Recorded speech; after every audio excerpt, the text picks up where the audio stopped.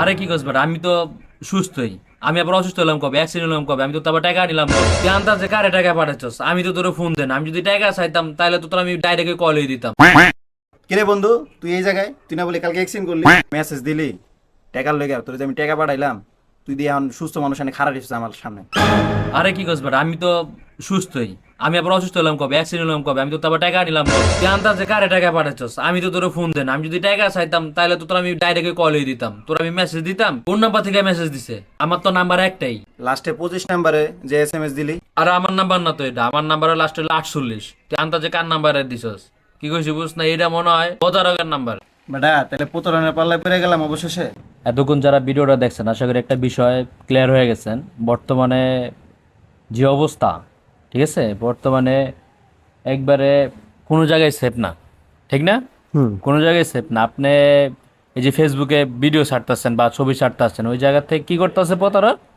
নিয়ে একটা আইডি খুলতেছে আপনার নামে, আইডি খুলতেছে, খুইলা আপনার নামে আপনার ফ্যান লিস্টে যারা আছে ওরা নক দিতেছে, ঠিক আছে? মানে বেশ করে হলো এখন হলো এই অবস্থাটা হয়েছে, তাই না? আর হচ্ছে কি এখন এটার করণীয় কি? করণীয় হইলো দেখা গেছে কি মেসেজ দিলে টাকা দেওয়া যাবে না, ঠিক না? আপনি সতর্ক থাকতে হবে এবং আপনি কথা বলে নিতে হবে, তাকে ফোন দিবেন, হুম। তার সাথে কথা বলবেন, তার কি হয়েছে বিষয় আসা বিষয়। একটা জিনিস একটা মানুষ SMS করতে পারে, আপনি যতই পরিচিত হোক না কেন, আপনি তার সাথে আগে যোগাযোগ করে নেবেন যে ভাই বা বোন বা চাচা, যে আপনার কি আসলে এই টাকা লাগবে কিনা ভাই। এখন একটা মানুষকে, কাছের মানুষকে বিশ্বাস করা যায় না, আর আপনি একটা মানে সাধারণ একটা SMS এর মাধ্যমে কিভাবে তাকে বিশ্বাস করতে পারতেছেন।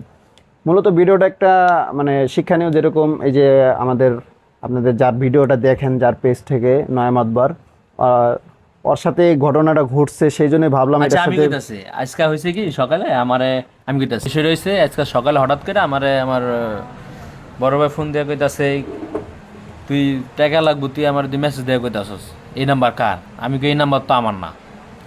আমি কই তোর ছবি দেওয়া এনে, ভাই কইতাছে তোর ছবি দেওয়া এনে।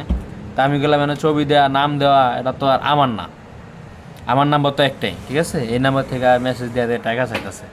পরে আমি নাম্বারটা নিলাম, নিয়ে সেভ করে দেখতেছি আমার ফ্যান লিস্টে মনে করেন 4-5 জনের নাম ওই জায়গায় অলরেডি চেঞ্জ করতেছে। একবার ছবি আমার ছবি দিতেছে, আমার নাম দিতেছে, আরেকবার আরেকজনের ছবি দিতেছে, আরেকজনের নাম দিতেছে। বিষয়টা তো বুঝাইতে পারলাম আপনাদেরকে, এটাই মূলত একটা বিষয়। এই টাইপের ভিডিও যদি পান, যে প্রতারকের যে ভিডিও করতে চাই আমরা, আমাদের সাথে ঘটছে, সেই জন্য কিন্তু ভিডিওটা বানাইলাম আপনাদের দেওয়ার জন্য, বিনোদন সাথে মনে করেন একটা শিক্ষণীয়। যদি আপনারা এইসব ভিডিও যদি আরও চান, তাহলে আমরা আরও প্রতারকের টাইপের কিছু ভিডিও আপনাদেরকে আপলোড করব। ইনশাল্লাহ আবারও দেখা হবে নতুন এক ভিডিওতে। আল্লাহ হাফেজ।